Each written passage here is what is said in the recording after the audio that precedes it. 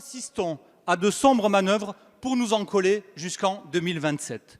En effet, la France fait partie des 4 pays européens choisis pour réévaluer ce pesticide.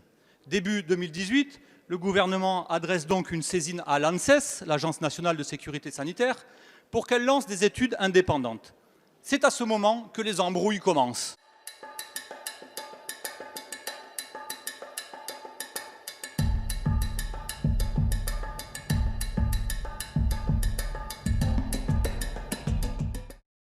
De plus, ce cahier des charges oublie opportunément les tests sur les formulations commerciales, évacuant ainsi le problème central des coformulants. Enfin, l'ANSES engage cette attribution hors marché public pour la bagatelle d'1 million d'euros.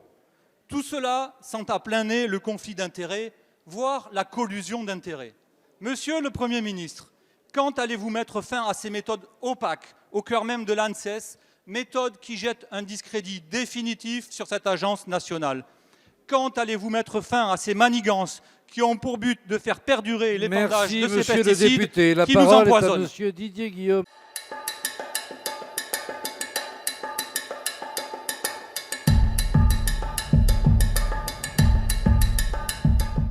Le combat politique ne vous oblige pas au mensonge, à la diffamation et à dire n'importe quoi. Et je crois que c'est bien dommage, monsieur le député, parce que, vous savez, en ces temps troublés, lorsque l'on est responsable politique, on a besoin de mettre de la sérénité dans le débat et de ne pas enflammer la société. Et je pense que vous devriez le faire. Alors oui, monsieur le député, le président de la République s'est engagé et la France sortira du glyphosate et des pesticides tels que nous l'avons annoncé. Il n'y a aucun problème. Mais vous revenez sur la décision de l'ANSES et de l'appel d'offres qui a été lancé. Contrairement à ce que vous dites, ce n'est pas un choix discrétionnaire, c'est un appel d'offres qui a été lancé par l'ANSES.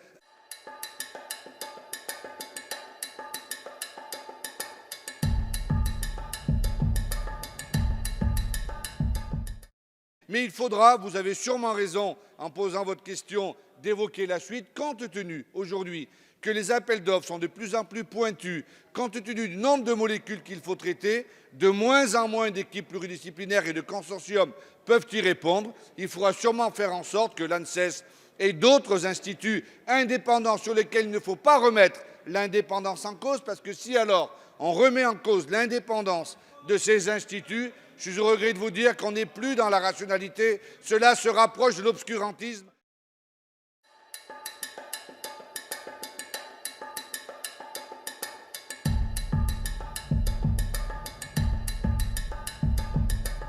Vis-à-vis d'experts, y compris sur leur intégrité et leur déontologie, le consortium a décidé de se retirer.